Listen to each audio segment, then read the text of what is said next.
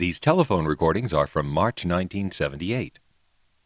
Hahira, Georgia, area code 912794, has an NX2. That's a North Electric crossbar switch. The NX2s are very small, and they're used in the same sort of places where a small step, XY, or all relay switch would be used. There's no local calling area here. Everything out of the Hahira exchange is long distance. So this is a fairly brief recording. I'm narrating this to compare it to the other two NX2s, which frankly are more interesting because they are part of local calling areas that have more than one exchange. The other two NX2s I was able to record during my travels are in Tidewater, Virginia, programs 3 and 5.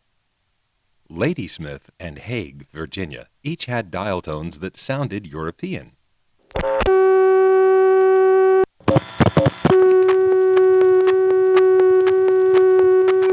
Hahira has a typical North American dial tone, but like Hague especially, the interrupter makes some interesting squeaky noises. You can hear this when you pick up and dial a 1. Because long distance is not permitted from payphones, 1 goes to a busy signal which is given by the originating register, or whatever that device is called. In NX1, that device is called a rego. Anyway, dialing 1 puts the busy signal on. You can hear the squeaking noises the interrupter makes, and then it has to time out to lockout.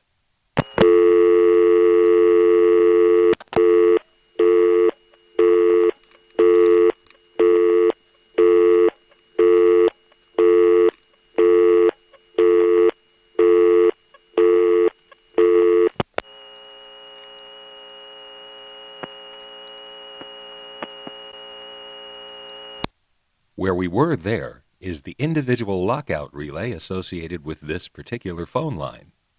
In a small office like this, every phone line has this extra relay, which is used to handle so-called permanent signals, a condition where a subscriber's phone line goes off hook and stays off hook. In an office like this, the number of actual links and other equipment required to handle the phone calls is so small that it's very important that none of those stay tied up. It therefore becomes economical to provide separate relays for each phone line just to be able to keep those phone lines off the important switching equipment when permanent signals occur. The alternative would be to allow customers' lines that stay off hook to hold up more important types of equipment. When the originating register dumped us onto the lockout relay, it effectively took our line completely off of the switching equipment and left it on its own isolated relay. Once there, the line will stay there until the continuous off-hook condition is interrupted, at which point it will go back to line idle mode. In an NX2, the translations of local digits dialed are very much like a step because it's done on a digit-by-digit basis. Here, there are no local calls beginning with 2. So rather than wait for the customer to dial a complete 3-digit code, the customer will be put right on intercept if he simply dials a 2.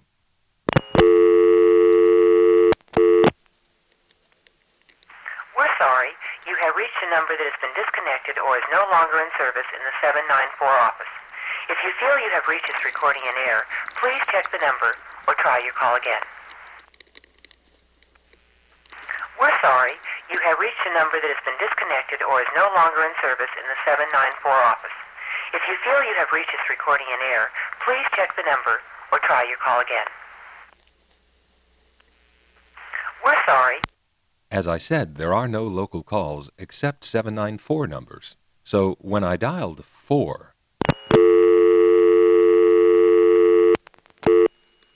and it didn't go to intercept right away, I was thinking, well, maybe they have 411 here. So I dialed 1. Recording in error. Please check the number or try your call again. But got intercept again. We're sorry. You have reached a number that has been disconnected or is no longer in service in the 794 office. So 4 works. Doesn't go to intercept immediately, and it's not there because of a 411 code that works. Why might that be? In many local areas during the 1970s, the local dialing instructions that you would find in the directory said that to call numbers within your own town, you should dial only the last 4 or the last 5 digits. This was facilitated by the fact that step-by-step offices typically absorbed the first 2 or 3 digits of the local exchange code anyway, making the dialing of those digits unnecessary as a practical matter. And the phone company decided to save time for everyone by letting the customers know that they can do that. This dialing pattern was never mandatory, however. The only exception I ever found was very late, in that retrospective phone trip to Nantes, Quebec. And even that was probably temporary. I'd bet that before that DMS came into their local area, they could dial 4 or 7 digits for local calls. Meanwhile, most Crossbar offices are not able to provide that kind of abbreviated dialing because their translations are based on 3-digit codes. But the NX2 does everything on a digit-by-digit basis, mimicking a step. Turns out that here they are mimicking a step in another way, allowing customers to make local calls by dialing only the last 5 digits of the telephone number. This is the only case of a Crossbar office allowing this that I'm aware of, although I'm sure there were many more.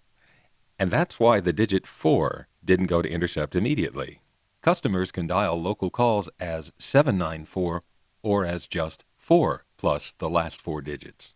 Here's dialing 4 plus my own last 4 digits.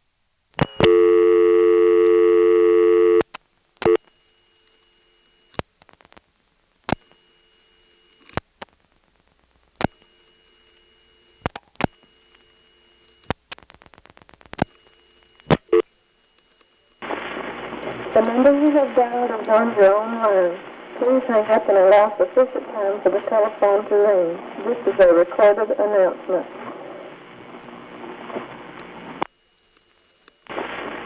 The number you have dialed is on your own line. Please hang up and allow sufficient time for the telephone to ring. This is a recorded announcement.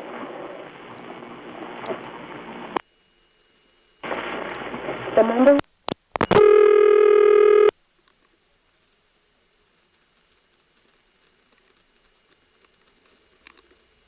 That, of course, was the ringback circuit, aka the reverting circuit, which NX1s and NX2s give you when you dial your own number. Or, in the case of a party line, another party on your line. The audible ringtone that you hear when you answer after your phone has rung is there to alert the recipient of a party line reverting call that he should hold the line waiting for the person who initiated the call to pick up the phone and talk. Here's a local ringing number dialed with all 7 digits.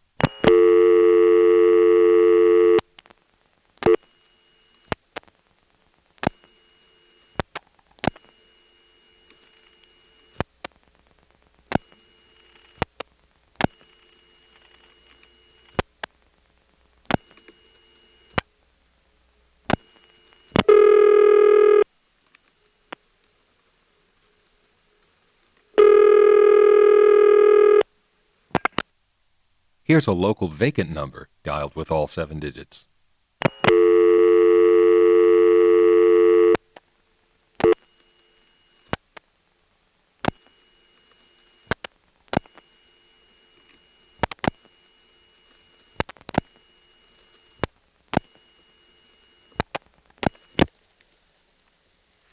We're sorry.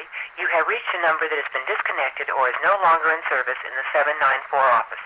If you feel you have reached this recording in error, please check the number or try your call again. We're sorry. You have... Let's see what happens when you let the dial tone time out.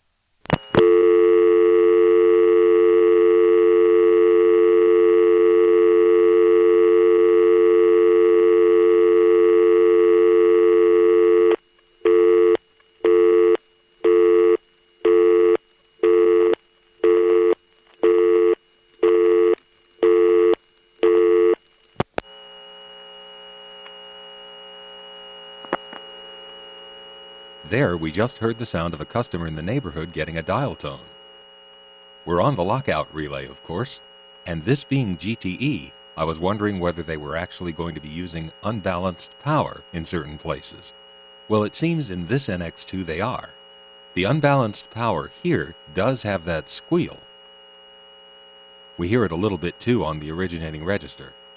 Here's the sound of dialing valid digits and then waiting for the originating register to time out. During that time, we'll hear the background power noise of the originating register.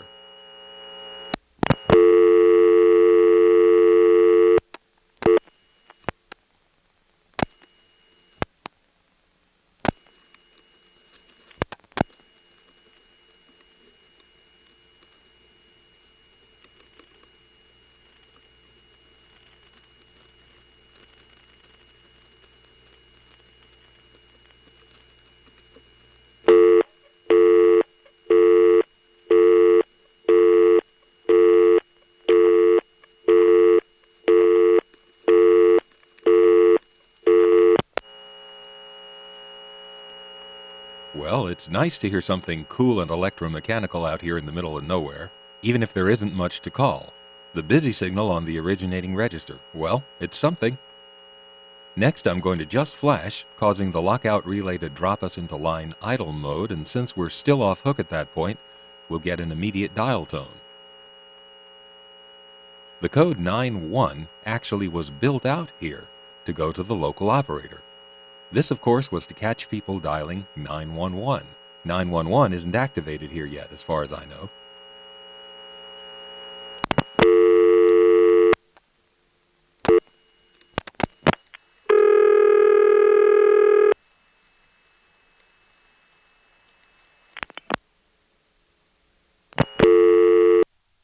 You know, I was able to hang up on that, whatever it was. So there may have been some sort of a working 911 code, except that it was just 91. Oops. But fortunately in these days, 1978, it wouldn't trigger any sort of action, because no action could be taken. In 1978, they could not hold your line up. The equipment didn't give them your phone number, and so they could not even have the call traced. It dropped as soon as you hung up. So hopefully that didn't waste more than a second or two of their time. In any event, that did go through on an N2 or N3 type carrier trunk. You could hear 2600 in the background. And then the answer supervision sounded like that. Now let's dial operator and definitely get the operator. This will be the Southern Bell operator in Valdosta, which is a number 5 Crossbar toll center. When we call Long Island, it'll be interesting to see whether she keys it directly into some other tandem or just uses the home number 5 Crossbar tandem in Valdosta. You can tell by the sounds. Also, she will use the Southern Bell rate quote system.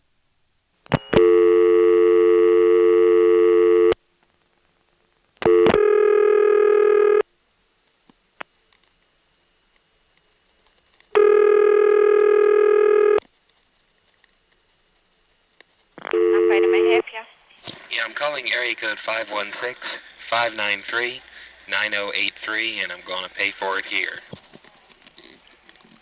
What number are you calling again, please, sir? 516-593-9083. Okay, your number? 794-9029. Thank you.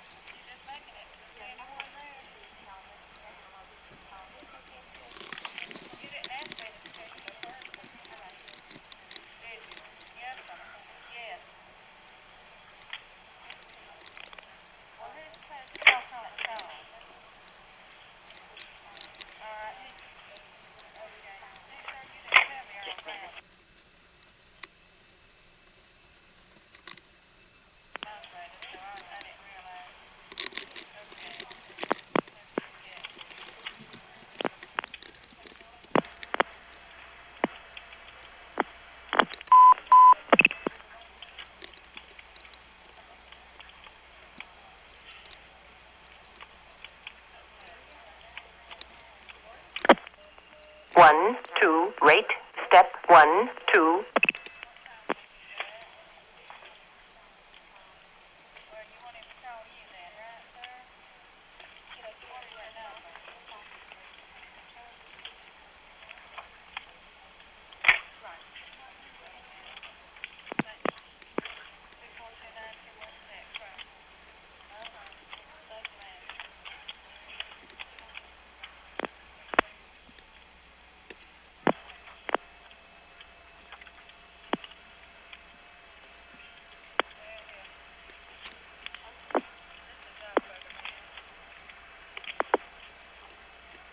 The number you have reached, LY39083, has been changed. The new number is area code 212-877-3552 in New York City. Please make an... Okay, now, sir, did I get the number right? Yeah, that was right. I forgot. They did change it. I'll call that other number, but I have to go, so I'll call it later. Okay. Thank you. Uh-huh. Hello? Sir, are you... You have reached this recording. Well, that triggers a number of insights. The last thing I did was to get a dial tone and flash a 1, and that went to the intercept recording. So I guess we were lucky to get that immediate busy signal the first time we did that. Before that, I hung up on the operator and was not able to disconnect. That suggests that when I dialed 9-1 earlier, I hadn't gotten the operator, because I was able to hang up on that trunk. Most interesting, the operator did use the Valdosta Crossbar 5 tandem for the outgoing long-distance calls she made. Because Valdosta doesn't have trunks to a lot of places, this makes a fairly interesting routing. First, the route to Long Island. Here, the operator plugs into a trunk to the long-distance tandem serving her area, the Valdosta Crossbar 5 tandem. She keys the 10-digit number, and then Valdosta sends it to Thomasville Crossbar 5 tandem. That goes to Macon 4A, 9122, which goes to Suffolk 4A, 5162, which goes to the Lynbrook Crossbar 5 office, and then that goes to AIS. I'll play the call again and then mention the name of each switching office that we hear shortly after each one becomes audible. There's the trunk plug-in, flash, and the operator starting the key. Valdosta,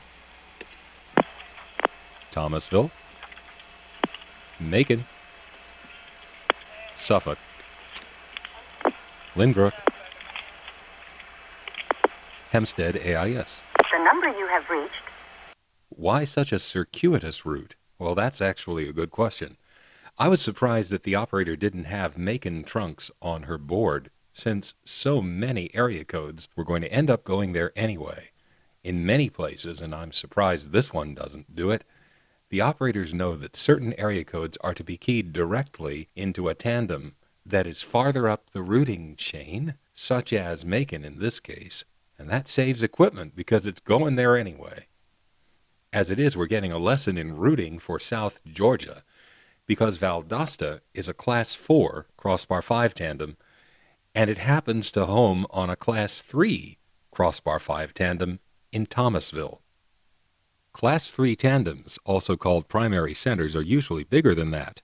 For example, Buffalo 4A 7164 is a Class 3, and the principal city for its NPA, as are a number of Crossbar tandems and 4As in that particular homing rank. So you mostly see Crossbar tandems and 4As doing this. Thomasville is a Crossbar 5 tandem, and it actually has 3 Crossbar 5 tandems homing on it. Bainbridge, Valdosta, and Moultrie all sort of fan out from Thomasville, and you can tell if you look at the map that they're trying to cover a lot of territory where there isn't a lot of traffic, and so they're concentrating it all through Thomasville, which, despite the large area it's covering, is still so small that it ends up sending everything through Macon anyway. Now, to call the rate quote system, the operator plugs again into the Valdosta Crossbar 5 tandem and keys the code 009. That puts the call through to the rate quote system, which gives a supervision handshake and an audible tone signal to tell the operator to use her key set to enter the NPA and office code from which and to which she wants the rate step. So she'll key 912-794-516-593, or the opposite order. I've forgotten which it is. I used to know. I've used the damn thing. On 052, no less. Local, no charge. Southern Bell. Test, test, test. That was a test sequence, actually. If you just keyed in a 7, it did that. Anyway, here's the route to the 009. The destination tandem is actually a special Crossbar 5 tandem in Atlanta's Ivy Street building. It was used for certain special services, especially the Bell system provided inside special networks for nationwide large companies like GE. Because this ends up on a Crossbar 5 tandem and goes through 2 Crossbar 5 tandems on the way, you hear a lot of Crossbar 5 tandeming noise on this call.